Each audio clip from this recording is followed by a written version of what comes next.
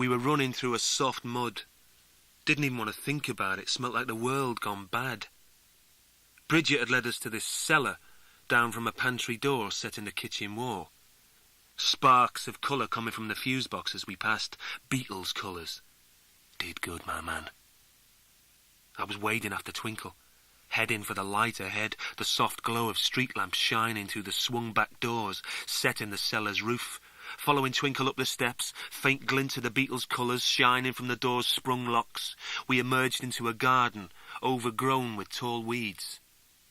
I hope that you dogmen took some cops out that day, and that some of you are still running free. An open gate in the back wall led onto a small street. Don't ask me its name. It's enough that we took it. The thing was weighing heavy on me, Twinkle racing ahead. I knew these little back streets fairly well because they were clustered at the back of the Rusholme Gardens flat. We took a left, then a right into Heald Place, down that out into Platt Lane, the park just over the road from us. The streets were still full up of Asian kids, and there were lights and noise coming from the park, the deep rhythms of Bhangra dog songs. No cops. I had the thing. I had the yellow feather. All I needed was a quiet and private space, and time enough to take them both. But first, some distance between ourselves and any stray cops, so I headed into the Bhangra crowd. It must have been getting on for midnight now, but those kids were still dancing. They were high on Eid, and young Asian life pulsed through them. They let us pass. They were laughing and pointing. The white guy with a strange lump on his back, the young kid racing ahead. I guess we looked like fun of some kind. That's all right. I can handle that. They let us through anyway towards the paths that led down to the boating lake. Almost there. A shot of light ringing through the rain, bringing a breath of fire to me ear. Turned. Enough to see a flesh cop, flame gun, blazing with info. Everything was wet and hazy, all bleached out in the moonlight. A violet and green shadow playing on the grass in front of me. Shaka cop. He was in full Tak Shaka yellow mode, beaming down from the Plattfields aerial, filling the world with his snake of smoke, whipping the air above the Bhangra into colours of old myths. The kids were responding for sure, but not in kind, because the Tak Shaka was a Hindu, and these kids were Muslims, and that's a world of difference. The dream snake was coming down for me, and I was failing myself, me own sweet dreams, and all who'd believed in me, slipping on black mud, dragging myself onwards towards the glistening lake, but no chance of getting there, no chance. The first bullet hit, a hard push in the back. I felt its vile energies hitting me, pushing me down. I tumbled into the grass, face first, but then up again, finding the strength somehow, still believing. Keep running, Twink. Second bullet hit, shot from a cop gun, fired on a shadow tracer beam. It went in straight and pure, pitching me forward so that my head was pressed flat against the mud and the grass, hard on it, right down, and I was just lying there waiting for the pain to come, waiting for me back to set on fire and the life to go wandering away. Should have cottoned it. Pain didn't come. Wasn't thinking too good. The dream snake colours lighting up the field all around. Tak Shaka hovering over me. All I could manage was to roll over onto the thing so that I was looking straight into Tak Shaka's wounded face, his split-ended tongue hissing like the rain between the long fangs. Then that snake whipped down fast and true, a vicious blur, but he didn't go for me neck, which was the usual target. Instead, he sank those daggers into me ankle, piercing the skin. And the shadow smoke was all round me body, and I was gone, a total shadow fuck, collapsing into a world of numbers, falling, a realm of mists where green and violet info played on waves of shadows, the smell of jasmine enveloping me. And I was falling through the clouds of yellow, and as I was falling, I could still move around, twisting, still falling, twisting over again, trying to face upwards, but still falling. And all these numbers floating by, pure and naked information, wrapping me up in mathematics. The records of all my crimes were being written in the saffron air, and all of the stash riders' crimes, everything, all we'd done and lost and killed. I was coming to it then, the story, where I was, with me hair still wet from the outside rain, inside this palace of numbers. Then I was whipped back the other way so that my head came up towards my stomach until I was looking direct into the king of snakes. Tak Shaka was floating in space, his tail wrapped around my ankle, his face inches from mine, so I could smell the shadow breath and see the orange cells of info moving around inside his eyes. I'm thinking I should just drop you. This isn't real. You've been a pain in the gut, Scribble. He was beaming direct into me skull, drilling through the bone with his words, pricking me soft brain until I got the message, each word a new pain. There's some bad mothers down there, some real tasty equations. They can fractalize a man in seconds. This is a yellow vert, the colour that kills. And I could feel his tail unravelling. Then I was falling down into the mouth of the number snakes, screaming, down the world, accelerating, snakes hissing from the blur as I plummeted, me mind going blank and dreaming, so that I landed in somebody's soft arms and they were raising me up and this voice calling me from the dream's mouth. I've got you, Scribble. I've got you in my arms. I opened my eyes to see the game cat's crooked smile. He was floating in the tunnel, holding me tight one-handed, like I had no weight on me. He raised up his free arm. There was a ball hammer in it, and I could see the snakeweed sap dribbling there on the head. Tak Shaka came down fast for him, hissing with anger and frustration, so I guess the snake lost the edge, losing to anger. Cat was super cool. He swung the hammer round in a wave of heat and then swung it back, inch perfect, timed it like a vert ball player, going for the winning pitch, met that snakehead full on. There was a clang of light, then a hissing, burning sound, and the crunch of flesh against steel. Tak Shaka was tumbling over and over, tail whipping, screaming, blood pumping from his face. He fell into the jaws of numbers, an explosion of orange sap spraying all over, me and the cat covered in it. Game Cat dropped the hammer after him. You killed him, Cat? The cat took a yellow feather out of his pocket. You don't kill something like Tak Shaka. You just win the current game. He placed the feather in his mouth, working it. One by one, the list of Stash Rider crimes deleted themselves from the air. Cat pulled out the Tak Shaka feather, placed it in my mouth. This isn't for you. This is for Tristan. Then I was gone. Pitched out. Jerked back. Where no jerk-out switch ever lived.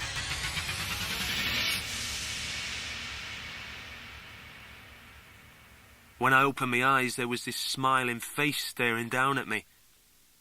I don't know what you did, mate, but that snake just went woomph. It was great.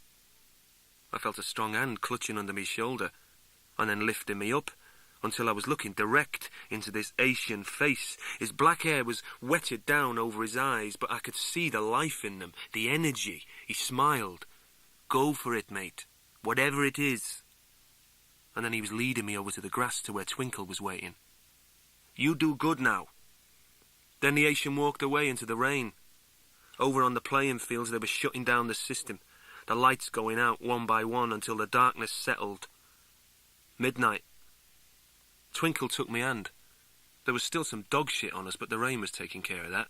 But the thing on me back, the dead weight of... I was suddenly back on the field, feeling the bullets hit, but now seeing for real where those bullets had landed. They shot the thing, I said to Twinkle. Don't worry, Scrib. But I couldn't stop crying. Thing is dead. All I could say. All I could think about. Because that was Desdemona gone.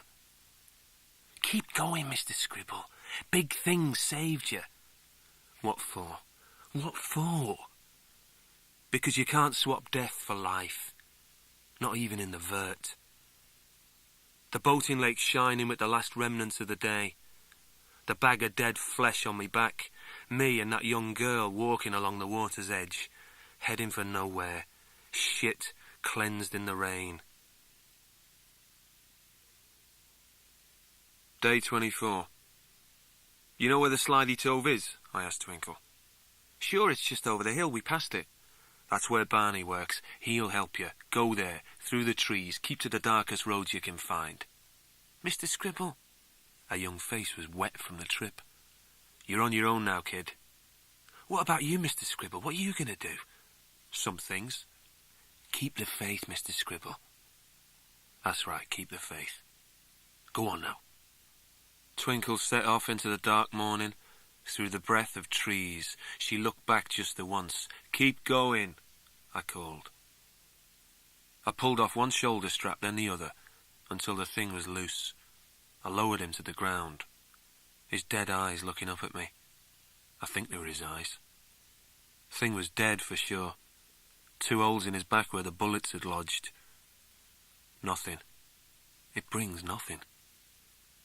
I pulled the feather out, then picked his body up, carried it to the lake's edge. I lowered him into the waters. The thing floated for a moment until the water had soaked through to every vessel. Then he sank away, beneath the waves. It's over. Time to go. But where? You got nothing to give, Scribble. What's the point? I put the feather to the very edge of my bottom lip, pulled it away again, trembling, unsure. So long we've travelled for this. Feather back in, deep this time. Felt the glitters there, a curious shade of yellow. Desdemona calling. In my last moments of reality, I pulled out the feather and I placed it in my pocket, the curious yellow coming on. Desdemona, somewhere. An end to fasting.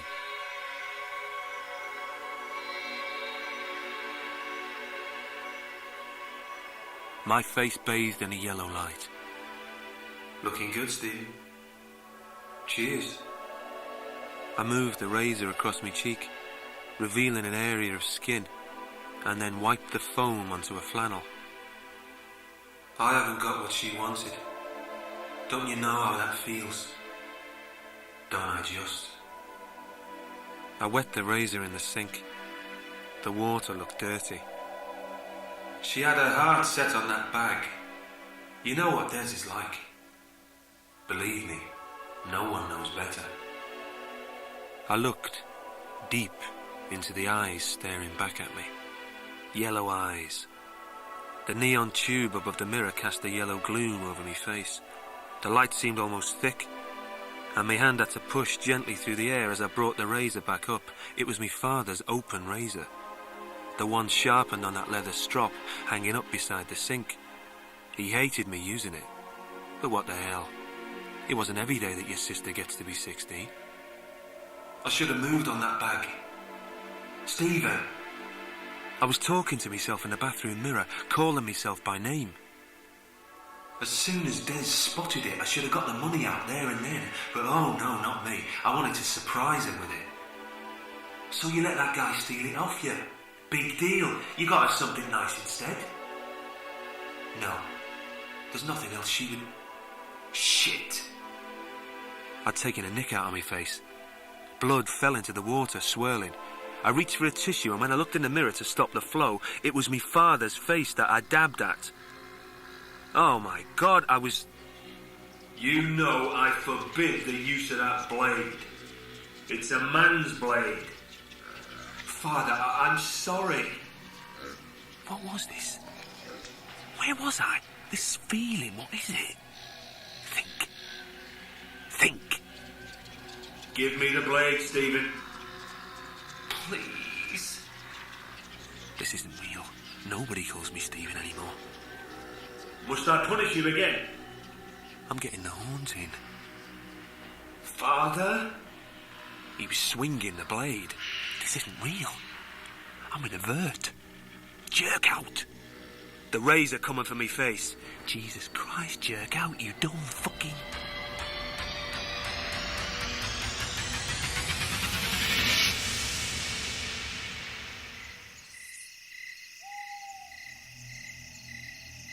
Christ, I was shivering amongst the trees down by the lakeside. The leaves were rustling from the gathering wind. I couldn't stop shaking. Made it. Made a way out of there. A shadow falling across the moon. Christ, that was bad. And no sign of Desdemona. Shaking, shaking. Breathing in gulps of air again. Me lungs aching and me throat, and a sharp pain on me cheek from the razor's edge.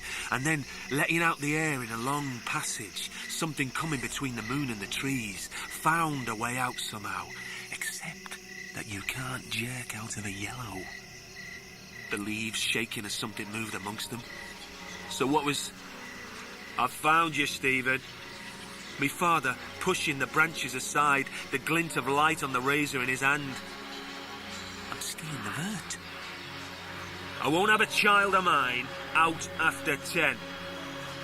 Father stepping forward, blocking the moon's light completely until there was only darkness and the blade. Get out of here. His hand around me neck. Looking good, Scribble. Looking good yourself, birthday girl. You taking me out tonight? Bet on it, Des. Where? Platt Fields. There's a little clump of trees there, side of the lake. It's private and cosy, and we could... well, you know. Scribble, I'm not going to some dingy park. I'm going dancing. She pushed me backwards onto the bed, and then she jumped on top of me. I managed to get a grip on her body and then kind of throw her over, but gently. We gotta go there, Des. Don't ask why, I just know we gotta go. She went quiet then. Her bedroom was a warm glow of yellow. The last rays of the sun coming through the drawn curtains. Her eyes were too much for me, too full of life. I lowered myself down until our bodies were touching all over and me lips were on hers. You got me a present, Scrib. I tried to get you that bag you wanted. Well, I did get it, but don't tell me you lost it. I hate you. It was stolen, Des.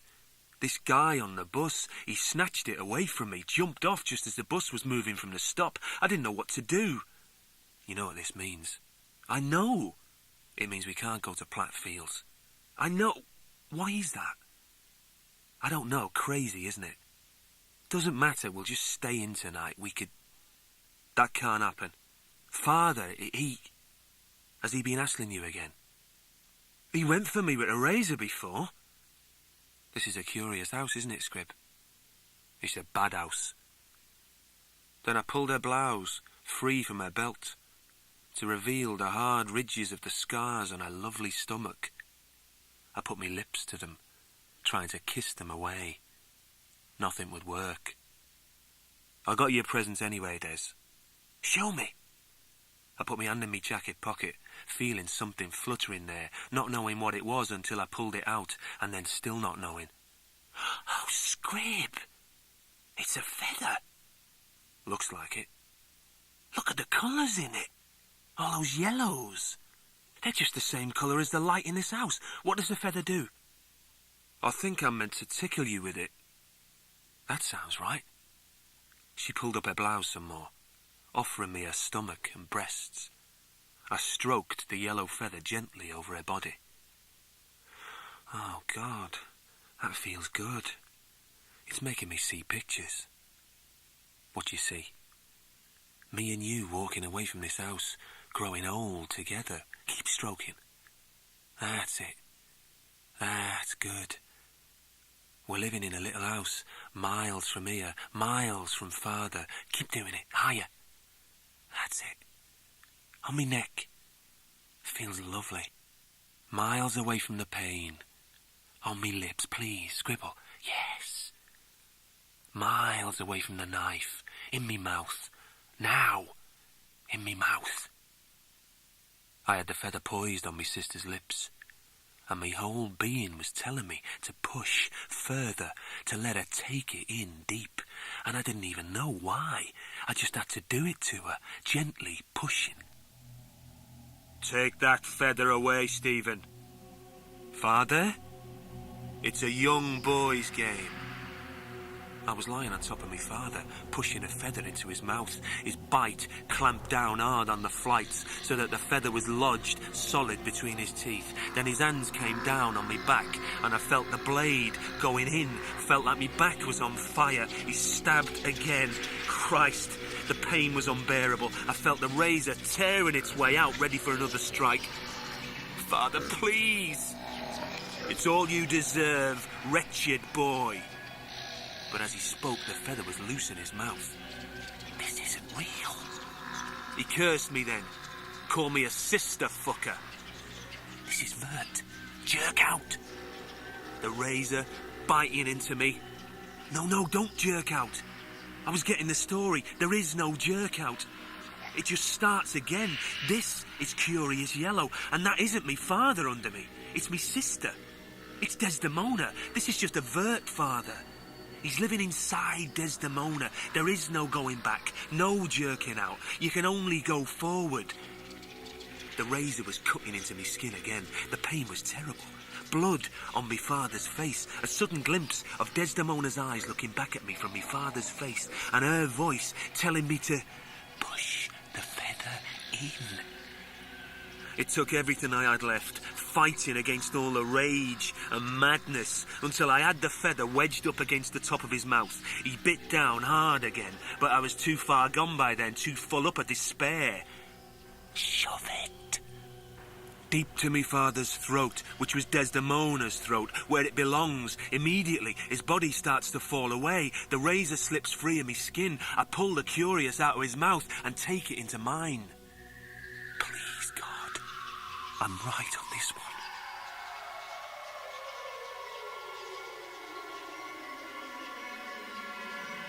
one. Warning, you are now in Metavert. Looking good, Stephen. Cheers. As it curiouser and curiouser as the blade swinging for Desdemona, swinging for Desdemona, swinging for Desdemona. What is happening? 1,000 knives reflected, each one sharp as the mirror, as they cut into me sister, who was cut into me sister, who was cut into me sister. What the hell is going on? That voice. I know that voice. It's the voice of... You are seriously fucking up my systems. Who was clinging to me, covered in blood, covered in blood, covered in blood. That voice, it was the voice of... Desdemona's sister falling away from me in blood as I clung on tight to her 1,000 times, as I me father reflected in the mirror, reflected in the mirror, reflected in the mirror, reflected as I saw the blades coming in again. Please explain yourself. It was the voice of Sniffing General. I hope you realise the trouble you're causing me. Blood all over, blood all over. What's happening, General? Blood all over. Can you help me? Blood all over. You've gone meta. Sister screaming. Not just any old meta. Sister screaming from the mirror meta. Screaming from the cuts. You're doing Curious inside of Curious. Nobody does that. Nobody. Get me out. Get us both out. Our father did. There is no way. You're caught in a loop. Desdemona, as he cutting, as he's smiling. You've got to, General. It can't be done. I don't know how. No one's ever. Hobart. Shield. It just gets worse, General. Taking the silver feather reflected 1,000 times out of my pocket. Don't do that. Sister reaching out for me as she reached out for me, bleeding, and the bleeding pushed was bleeding. The Sniffing General feather in as I pushed the silver feather in over the top of the Curious Yellow. That's me you're pushing in. Father swinging the razor at me sister. I need a door, General. Me sister. As I waiting for the menu to scroll. 1, edit. 2, clone. 3, help. Menu stops. As I stop me father's hand. Me father's won't hand. Let you. What number was the door? What number? As I took the razor from his hand, and then Hobart will punish me. 4 for a door, 4 for a door, that's it. As I pushed the razor into me. No! As I pushed the razor into me father's eye. Coming back to me now, the feelings, as I thought about the number 4, my father screaming with his hands coming up to his eyes as I got the menu up to my eyes. 1, blue, 2, black, 3, I'm not giving you the menu. That's okay, Sniffer, I don't need it anymore. As I thought about the number 5 for alive. A door opening up as the mirror broke and her father was putting red hands up to his eyes, and the door opened in his eyes and I could see the trees of Platt Fields through the holes in his eyes. Sniffing General? A new voice. Hobart, Miss... I'm sorry. What is the problem? I was pushing Des toward the door in father's eyes. Nothing I can't handle, Miss Hobart. I am trying to stay asleep, General. Please explain. Desdemona won't go through. She's clinging to me, dragging me along as well. We've got a mirror meta and curious yellow with an illegal life door breach plus an unauthorized swap-back attempt without adequate exchange material. Is that all? Don't make me angry, General. So I'm thinking about the number one whilst they argue. Number one for a blue world, seeing the thousands of blue names scroll down, thinking about P for pleasure, P for pleasure, P for pleasure, P for pleasure, P for pleasure.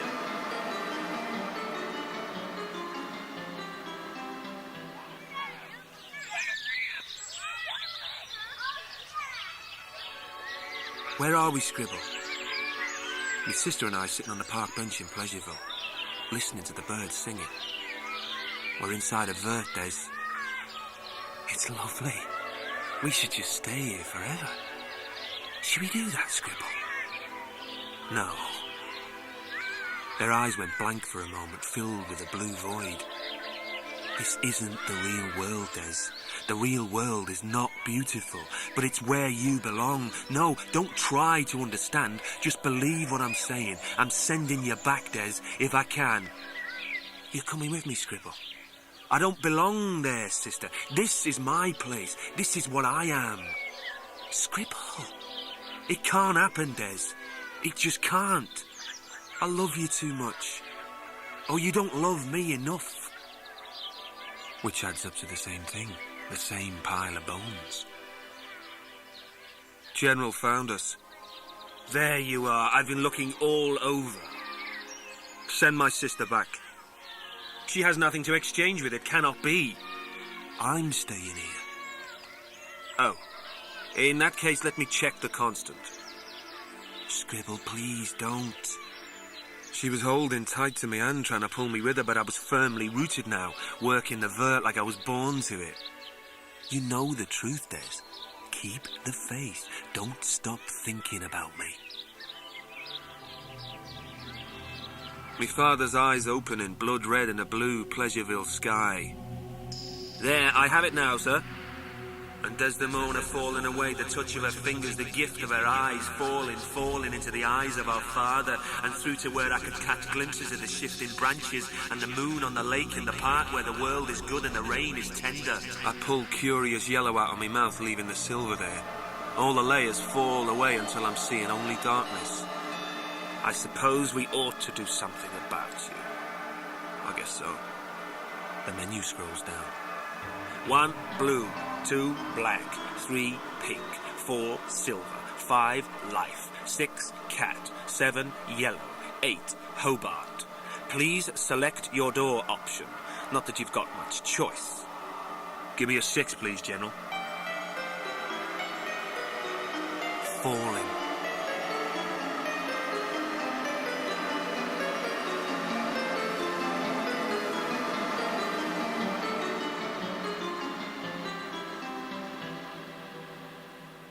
Sniffing General was behind his desk, lining up 3 lines of choke powder. By God, I need this. I didn't say anything. Game Cat's door lay just beyond.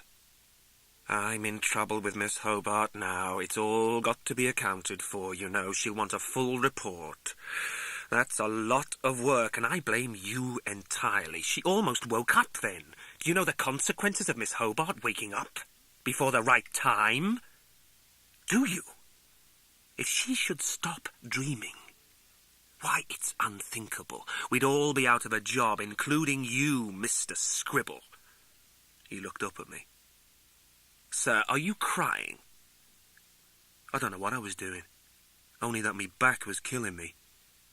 I felt weak, and the room was swaying slightly. Here, can I... Sniffing General was rising from his desk, clutching a paper tissue. I don't know what I looked like, but the General stopped in his tracks before he even got close. My God, you've been cut. Let me. That's all right, General. I'd like to see the cat, please. Straight away, sir. I started to collapse. But the office door was open now. The game cat was waiting there to greet me.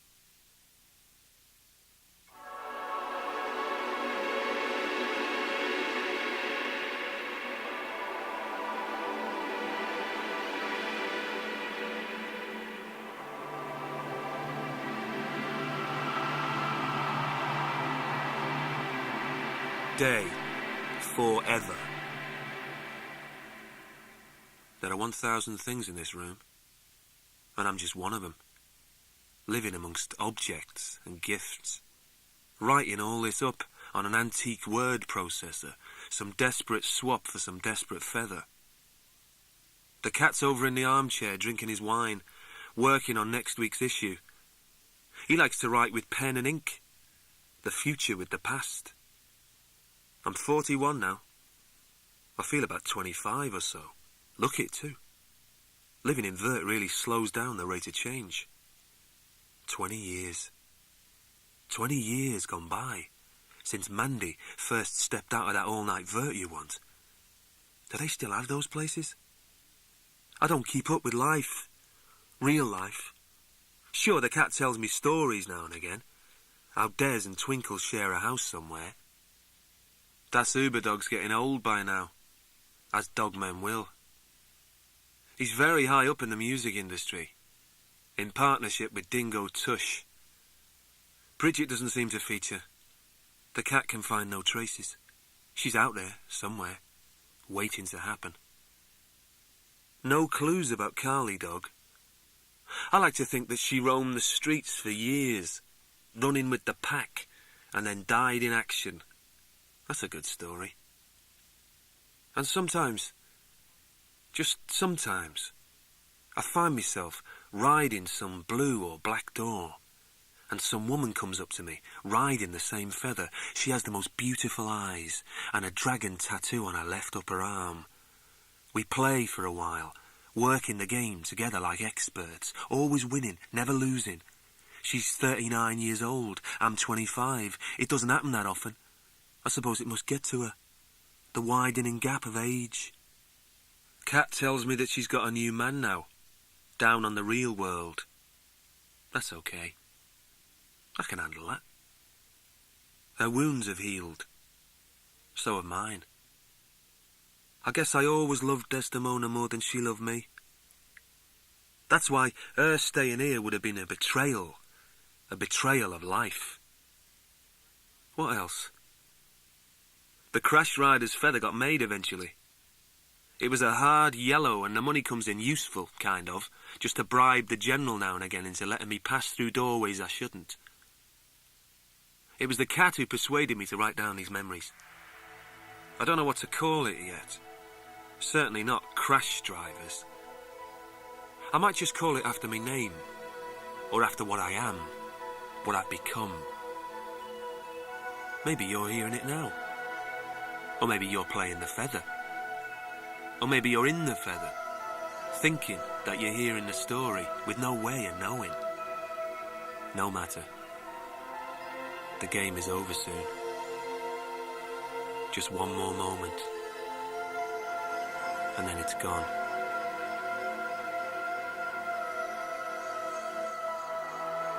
A young boy takes a feather out of his mouth.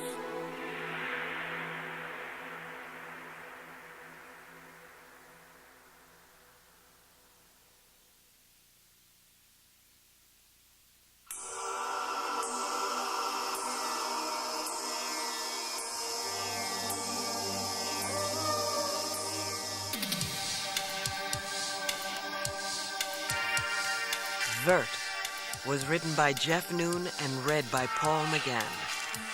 It was abridged for audio by Jan Werner. The recording engineer was Paul Gillam. It was directed by Stuart Owen.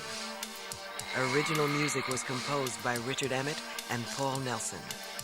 The associate producer was Florence Burrow Adams. Vurt was produced by Karen Perlman. This has been a presentation of Simon & Schuster Audio.